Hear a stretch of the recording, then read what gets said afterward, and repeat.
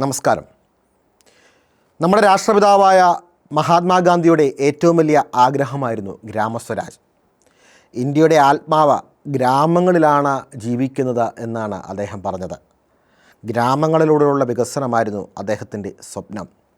ആ സ്വപ്നത്തിന് ഒരുപക്ഷെ നാന്ദി കുറിച്ചത് അല്ലെങ്കിൽ ഭരണഘടനാപരമായിട്ടുള്ള ഒരു അടിത്തറയുണ്ടായത് ഇന്ത്യൻ ഭരണഘടനയുടെ 73, 74 ഭേദഗതികളിലൂടെയാണ്.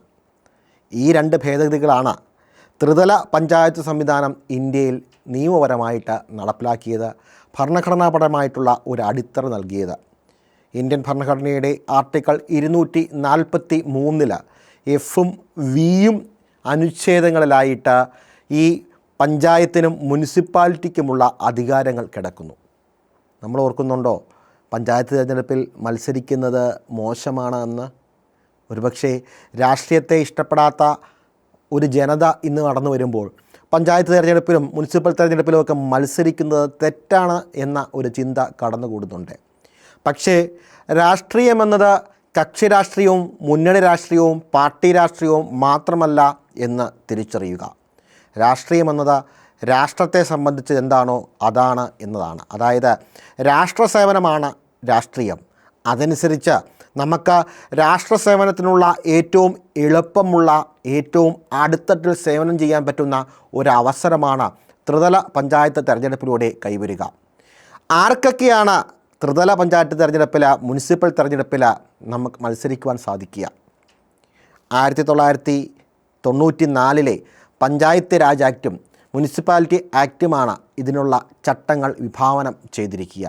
ഒന്നാമതായിട്ട് അറിയേണ്ടത്, ഒരു ത്രിതല പഞ്ചായത്തിലാണെങ്കിലും, ത്രിതല പഞ്ചായത്ത് എന്ന് പറയുമ്പോൾ ഓർക്കുക, ജില്ലാ പഞ്ചായത്ത്, ബ്ലോക്ക് പഞ്ചായത്ത്, ഗ്രാമപഞ്ചായത്ത്.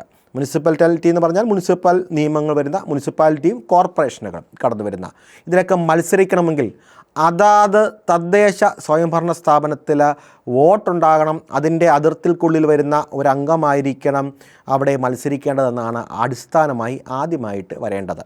അതായത് എൻ്റെ വോട്ട് അങ്ങ് എറണാകുളത്തായിരിക്കുകയും ഈ കോട്ടയത്ത് ഞാൻ മത്സരിക്കുകയും ചെയ്യണമെന്ന് വിചാരിച്ചു കഴിഞ്ഞാൽ നടക്കില്ല. പിന്നെയോ ഞാൻ എവിടെ മത്സരിക്കുവാൻ ആഗ്രഹിക്കുന്നോ ആ തദ്ദേശ സ്വയംഭരണ സ്ഥാപനത്തിലായിരിക്കണം എനിക്ക് വോട്ടുണ്ടാകേണ്ടത്. അതോടൊപ്പം തന്നെ മറ്റൊരു പ്രധാന വ്യവസ്ഥത എന്ന് പറയുന്നത് എനിക്ക് 21 വയസ്സ് പൂർത്തിയായിരിക്കണം എന്നുള്ളതാണ്. ഈ 2 വ്യവസ്ഥകളും ഉണ്ടെങ്കിൽ, മറ്റ് അയോഗ്യതകളില്ലെങ്കിൽ എനിക്ക് മത്സരിക്കാൻ സാധിക്കും എന്നാണ് നിയമം അനുശാസിക്കുക. ഒപ്പം നമ്മെ നാമനിർദ്ദേശം ചെയ്യുന്ന ഒരാളുണ്ടായിരിക്കണം. ആ നാമനിർദ്ദേശം ചെയ്യുന്ന ആൾ നമ്മൾ എവിടെ മത്സരിക്കുന്നു ആ വാർഡിൽ താമസിക്കുന്ന ഒരാളാകണം. ഇനി ചില മണ്ഡലങ്ങൾ സ്ത്രീകൾക്ക് വേണ്ടിയിട്ട്, വനിതകൾക്ക് വേണ്ടിയിട്ട് സംവരണം ചെയ്യപ്പെട്ടതാണ്. മറ്റു ചില മണ്ഡലങ്ങൾ പട്ടികജാതി പട്ടികവർഗ വിഭാഗങ്ങൾക്ക് വേണ്ടിയിട്ട് സംവരണം ചെയ്യപ്പെട്ടതാണ്. അങ്ങനെയുള്ള സ്ഥലങ്ങളിൽ അതാത് വിഭാഗങ്ങൾക്ക് മാത്രമേ മത്സരിക്കുവാൻ പറ്റൂ. എന്നാൽ ജനറൽ കാറ്റഗറിയിൽ ആർക്ക് വേണമെങ്കിലും മത്സരിക്കുവാൻ പറ്റും എന്നുള്ളതാണ് വസ്തുത. ഇനി ആർക്കൊക്കെയാണ് അയോഗ്യതകൾ ഉള്ളത്? നമ്മൾ പറയുകയാണെങ്കിൽ പഞ്ചായത്ത് രാജ് ആക്ടിൻ്റെ 29ാം വകുപ്പിലാണ് യോഗ്യതകൾ പറയുന്നതെങ്കിൽ 34, അതോടൊപ്പം തന്നെ 35 വകുപ്പുകളിൽ അതിൻ്റെ അയോഗ്യതകൾ പറയുന്നുണ്ട്. അയോഗ്യത എന്ന് പറയുന്നത് പ്രധാനമായിട്ടും ഒന്ന് എന്ന് പറയുക, തദ്ദേശ സ്വയംഭരണ സ്ഥാപനത്തിന് കുടിശ്ശികകൾ കൊടുക്കുവാനുണ്ടെങ്കിൽ, നികുതികൾ കൊടുക്കുവാനുണ്ടെങ്കിൽ, കാശ് കൊടുക്കുവാനുണ്ടെങ്കിൽ അവർക്ക് മത്സരിക്കുവാൻ അയോഗ്യതകളുണ്ടെന്നാണ് പറയുക. റവന്യൂ റിക്കവറി പോലെ ബാങ്കിൻ്റെ ലോൺ സംബന്ധമായിട്ടുള്ള കാര്യങ്ങളല്ല പറയുക. നികുതി അടയ്ക്കുവാൻ നമ്മൾക്ക് എന്തെങ്കിലും തരത്തിൽ മുനിസിപ്പാലിറ്റിക്ക് അല്ലെങ്കിൽ തദ്ദേശ ഗ്രാമപഞ്ചായത്തിന്, ജില്ലാ പഞ്ചായത്തിന്, ബ്ലോക്ക് പഞ്ചായത്തിന് എന്തെങ്കിലും കാശുകൾ കൊടുക്കുവാനുണ്ടെങ്കിൽ അത് മത്സരത്തിൻ്റെ നാമനിർദ്ദേശം കൊടുക്കുന്നതിന് 90 ദിവസങ്ങൾക്ക് മുമ്പ് അടച്ചു തീർത്തില്ല എങ്കിൽ നമുക്ക് മത്സരിക്കുവാനായിട്ട് സാധിക്കില്ല. രണ്ടാമതായിട്ട് പറയുന്നത് പഞ്ചായത്തുമായിട്ടോ അല്ലെങ്കിൽ മറ്റ് സർക്കാരുമായിട്ടോ കരാറിൽ ഏർപ്പെട്ടിരിക്കുന്നവർക്ക്, മുൻപ് കരാറുകൾ ഉണ്ടായിരുന്നു എന്നുള്ളതല്ല, നിലവിൽ കരാറിൽ ഏർപ്പെട്ടിരിക്കുന്നവർക്ക്, അവരിൽ നിന്ന് പണം സ്വീകരിക്കുന്നവർക്ക് മത്സരിക്കുവാനായിട്ട് യോഗ്യത ഉണ്ടായിരിക്കുന്നതല്ല എന്നാണ് പറയുക.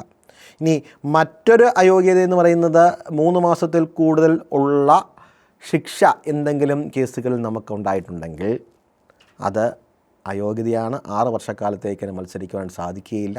ഇനി അപ്പീൽ സ്റ്റേജിലാണ് അത് നിൽക്കുന്നതെങ്കിൽ അതൊരു അയോഗ്യതയല്ല. മറ്റൊരു അയോഗ്യത സർക്കാർ ജീവനക്കാർക്കാണ്.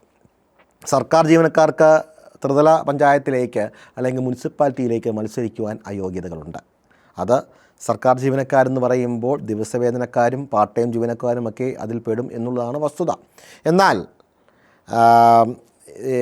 അംഗൻവാടി പോലെയുള്ള സംവിധാനങ്ങളെ സർക്കാർ ജീവനക്കാരായിട്ട് കരുതുന്നില്ല. അതുപോലെ തന്നെ കുടുംബശ്രീ അംഗങ്ങളെ ഒന്നും സർക്കാർ ജീവനക്കാരായിട്ട് കരുതുന്നില്ല. ഇവർക്കൊക്കെ മത്സരിക്കുവാനായിട്ട് യോഗ്യതയുണ്ട്.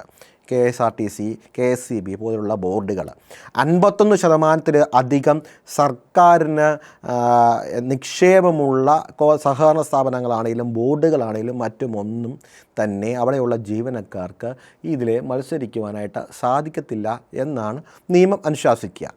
1951 ജനപ്രാതിനിധ്യ നിയമത്തിലെ വകുപ്പുകൾ പ്രകാരം 8ാം വകുപ്പ് പ്രകാരം അയോഗ്യതയുള്ളവർക്ക് മത്സരിക്കുവാനായിട്ട് യോഗ്യതയില്ല എന്നാണ് മറ്റൊരു കാര്യം. ഇനി ഏതെങ്കിലും സർക്കാർ ഉദ്യോഗസ്ഥർ മുൻപ് അഴിമതി കേസിൽ ശിക്ഷിക്കപ്പെട്ടിട്ടുണ്ട് എന്ന് കരുതുക.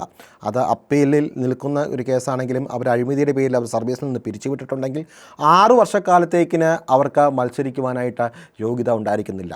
സർക്കാർ അഭിഭാഷകർക്ക്, സർക്കാരിന് വേണ്ടിയിട്ട് കേസ് നടത്തുന്ന അഭിഭാഷകർക്ക്, അല്ലെങ്കിൽ തദ്ദേശ സ്വയംഭരണ സ്ഥാപനങ്ങൾക്ക് വേണ്ടിയിട്ട് കേസ് നടത്തുന്ന അഭിഭാഷകർക്ക് മത്സരിക്കുവാനായിട്ട് യോഗ്യത ഉണ്ടായിരിക്കുന്നതല്ല. ഇതൊക്കെയാണ് പൊതുവായിട്ടുള്ള അയോഗ്യതകളെന്ന് പറയുക.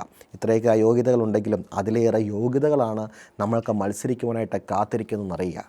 നമ്മുടെ ഒരു വിയോജിപ്പ്, രാഷ്ട്ര സേവനത്തോടുള്ള വിയോജിപ്പ്, നമ്മുടെ സമൂഹത്തിൽ സേവനം ചെയ്യാനുള്ള വിയോജിപ്പ്, ആ വിയോജിപ്പാണ് ഇന്ന് ചിലപ്പോൾ അല്ലെങ്കിൽ നാളുകളിൽ ചിലപ്പോൾ നമ്മുടെ പഞ്ചായത്തുകളും നമ്മുടെ മുനിസിപ്പാലിറ്റികളുമൊക്കെ കള്ളന്മാർ ഭരിക്കുന്നുവെന്ന ആക്ഷേപത്തിലേക്ക് നയിക്കുക.